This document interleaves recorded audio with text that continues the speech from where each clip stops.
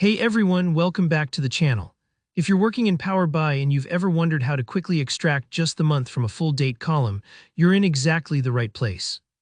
In today's tutorial, I'm going to show you how to pull the month from a date column step by step, using Power BI's built-in tools. By the end of this video, you'll be able to boost your dashboard's flexibility, making it easier to analyze your data month by month. Let's dive straight into it. So imagine you've got your dataset loaded in Power BI and one of your columns is a typical date and time field.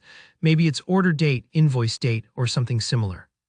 What we want is to extract the month from that date information so we can work with it more easily. First things first, look for the date and time column in your table. Go ahead and click directly on that column header.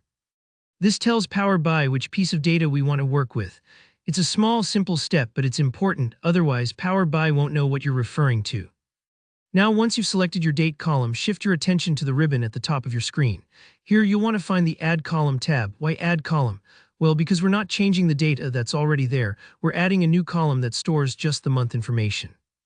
This helps you keep your original table intact for other uses while giving you the flexibility to sort or filter by month. Inside the Add Column tab, you'll spot an option named Date. Click on that and you'll see a drop-down menu appear. Take a moment here because there are quite a few choices and I want to point out why each one could matter. You'll see options like month, start of month, end of month, days in month, and name of month. Depending on your needs, these options can help you answer different questions. For example, start of month will return the first day of the month for each date, which can be great for grouping weekly reports. Days in month is perfect if you need to calculate prorated values, and name of month gives you the more human-readable format like January instead of just 1. But for this demonstration, let's keep things simple and just click Month. This tells Power BI to create a new column with the numeric value of the month for every single row in your date field. So if the date is March 15th, it'll show 3.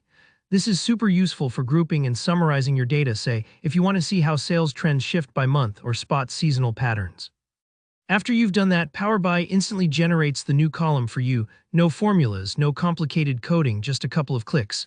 And that's really all there is to it. Don't worry if it takes a few seconds for your column to appear, especially if you're working with a larger dataset. When it's done, you'll have a column with month values, ready to use in visualizations, sorting, filtering, or just as part of your analysis workflow.